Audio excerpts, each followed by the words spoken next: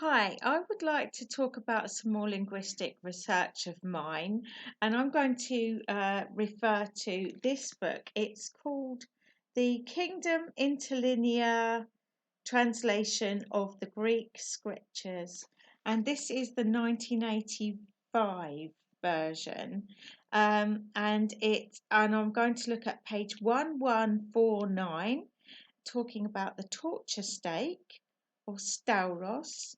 Now, if you look up that word get a Greek dictionary and look up the word Stauros in that Greek writing there, um, if you look that up word for word, you will see that in today's language that does actually mean a cross in modern Greek today.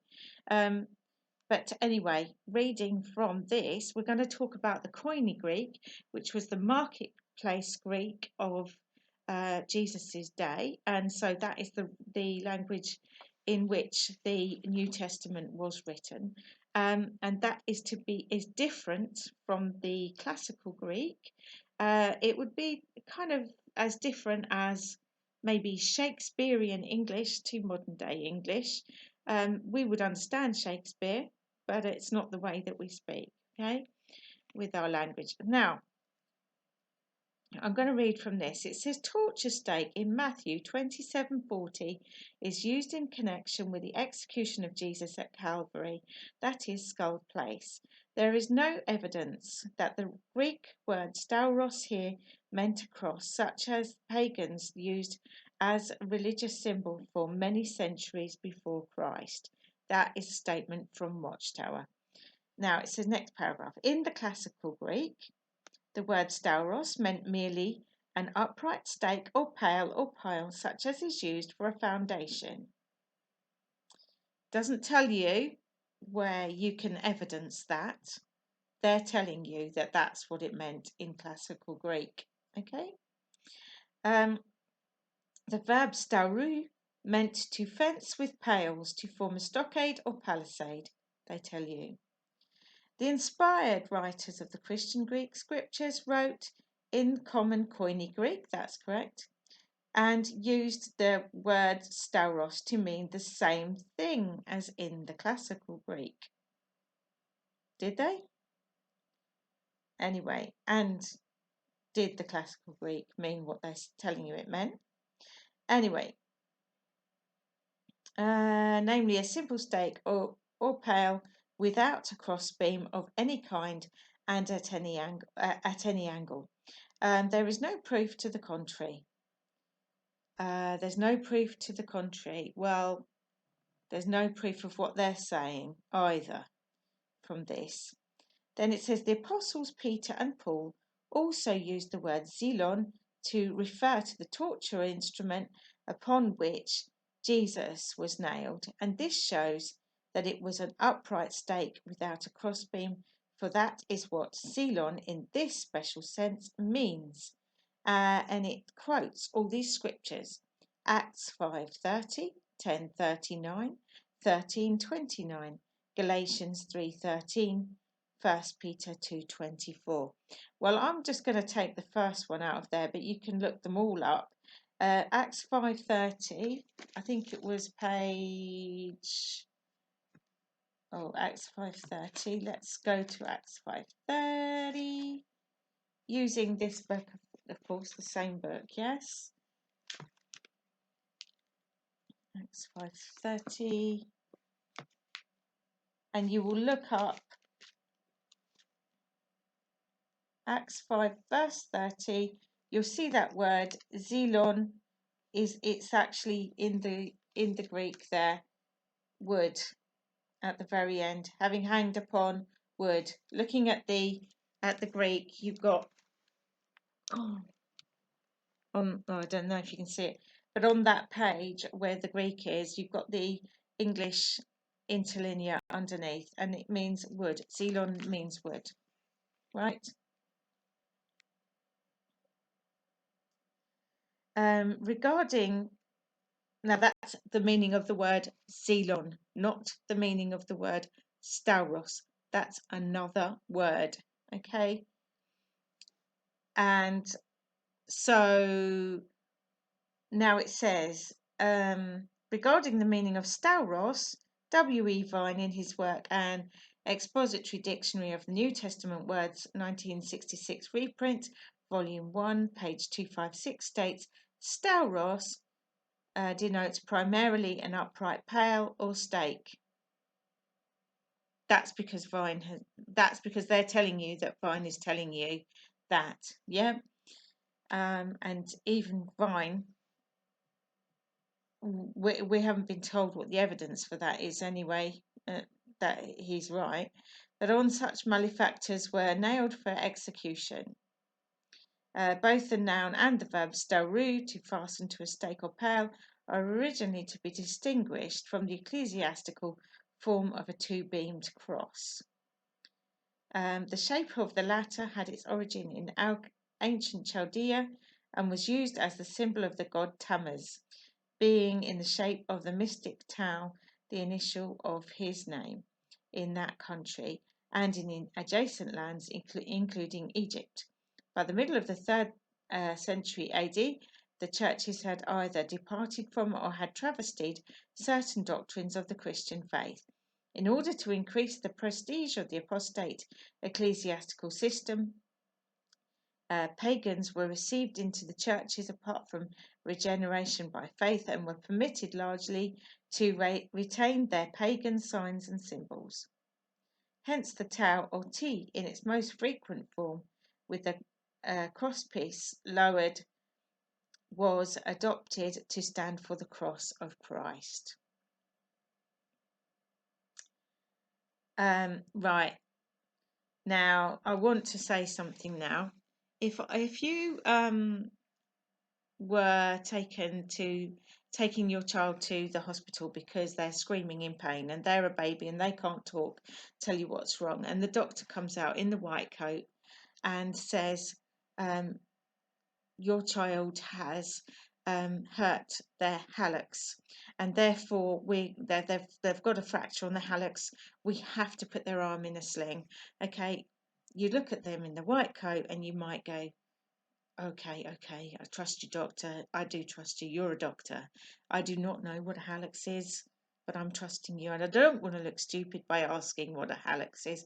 So you go out of that hospital with your child's arm in a sling, and then you tell your friend, well, they've hurt the hallux, so therefore they're in a sling. And the friend goes, well, I'm not a doctor, so I trust. I know what you're talking about. And then another friend comes along and says, actually, do you not know that a hallux is your big toe? And then you're like, well, the guy in the white coat told me to put this arm in a sling, so I'm not going to listen to you. You wouldn't know that you were being fooled, would you? So now, using all of this sort of language here is a very, very clever psychological trick. Sometimes we use our accent and the words that we speak in order to make another person feel like they're stupid. And because they're feeling stupid, they just trust that you're cleverer than them and they're going to listen to what you say. So when you're going to use language like here to an ordinary labourer or somebody who just maybe doesn't use this in their everyday language, and you're going to say things like, or had travestied certain doctrines of the Christian faith. Well, you don't use the word travestied every day, so they're going to think, well, these people are clever. I'm listening to what they say. I trust these people. They're my religious leaders. I do trust them, what they're telling me, and they're telling me that a Stauros is a stake. And they're telling me that because Xylon, which here says that it's a piece of wood, in the actual blue book that they've got themselves, this actual Bible thing, Interlinear thing, even though Xylon is clearly a piece of wood, Xylon and Stauros are not the same word in Koine Greek. Xylon is a piece of wood and Stauros is something else, right? And then in the middle of all this lot, you've got all of this talking about Latin now. It goes on about the Latin word crux. And it says the Latin dictionary by Lewis and Short gives as the basic meaning of crux a tree, frame, or other wooden instrument of execution on which criminals were impaled or hanged. Okay, you're talking about a crux now, but that's a different word. So what's that got to do with what's the meaning of the word Stauros? Okay, where does it say that a crux is a Stauros? Anyway, and it says in the writings of Livy, a Roman historian of the 1st century BCE, crux means a mere stake.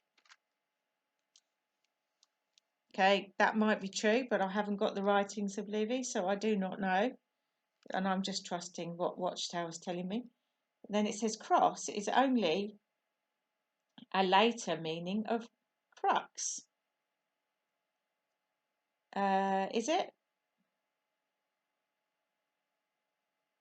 A single stake for impalement of criminal was called in Latin Crux Simplex.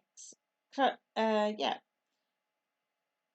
One such instrument of torture is illustrated by Justus Lipsius, 1547 to 1606, in his book De Cruci Libritris, Antwerp, 1629, page 19, which we here present, and it's got a picture, and they're telling you that this is this picture from Justus Lipsius, which we can't look that up in the book anyway, so we are actually trusting them that that is his picture and that that has come from that book.